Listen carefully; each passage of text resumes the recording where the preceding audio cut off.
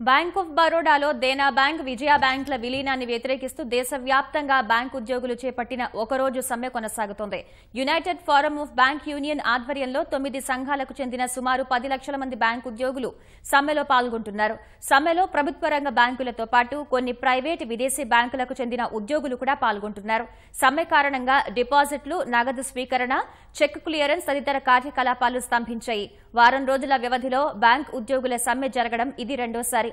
ఈ నెల 21న ప్రభుత్వ రంగ బ్యాంకుల విలీనం, వేతన సవరణ వంటి డిమాండ్ల సాధనకు బ్యాంక్ అధికారుల సంఘం ఒకరోజు సమ్మె నిర్వహించింది. తాజాగా బ్యాంక్ ఉద్యోగ సంఘాలు ఇవాళ ఒకరోజు సమ్మెకు చేపట్టాయి.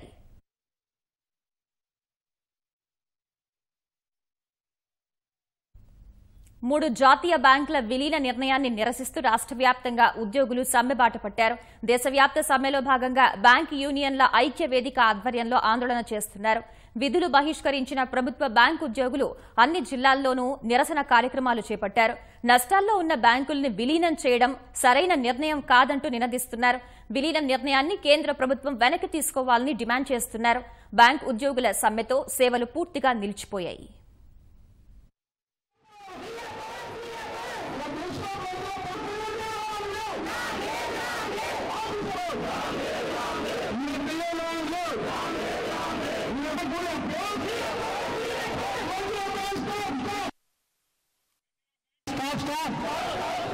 Variable pay the oppose.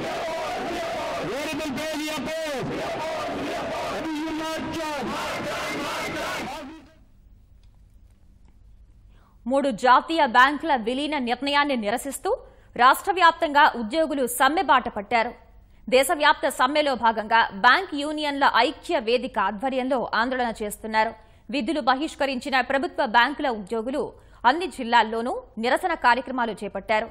నష్టాల్లో ఉన్న బ్యాంకులను విలీనం చేయడం సరైన నిర్ణయం కాదంటూ నినదిస్తున్నారు. విలీనం నిర్ణయాన్ని కేంద్ర ప్రభుత్వం వెనక్కి తీసుకోవాలని డిమాండ్ చేస్తున్నారు.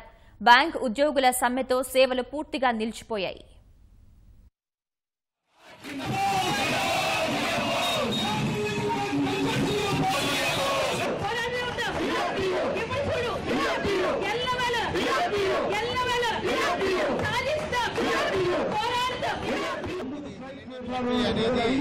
అనేది చాలా మంది ప్రతినిధిస్తున్నారు. పరిచయ బ్యాంకులని బలవంతంగా ఉండే బ్యాంకులుగా చేసుకుని ఉండే బ్యాంకులు కూడా బలహీనపడే అవకాశం ఉంది. దీనివల్ల ఖాతాదారుల కూడా భద్రత లేకుండా పోతుంది. ఈ విలీనాల ప్రక్రియ ఏదైతే గవర్నమెంట్ దాన్ని తీసుకెళ్తుందో ఇది డిఫరెంట్ గా ముందు ప్రైవేటేషన్ కి దారి తీసుకుందని చెప్పేసి తెలియజేస్తున్నారు. బ్యాంకు మధ్యల వల్ల బ్యాంకు శాఖలు తగ్గి దాని తాలూకా ఉద్యోగ అవకాశాలు సన్నగిలితే బ్యాంక్ ఆఫ్ ఇండియా మధ్యలో దానికి పెద్ద ఉదాహరణ. ప్రజల కోసమే ఉద్యమాన్ని చేస్తారు.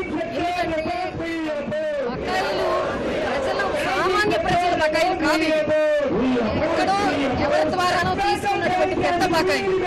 ఇట్లాంటి బకాయిలకి అవకాశాన్ని అంటే ఇట్లాంటి లోన్లకి కన్సార్టియంగా అవకాశం ఇవ్వడం కోసం ఇండియా మొత్తంలో ఒక 5 బ్యాంకులు అన్ని విలీనం చేసి 5 పాకెట్స్ కింద పెడతారు.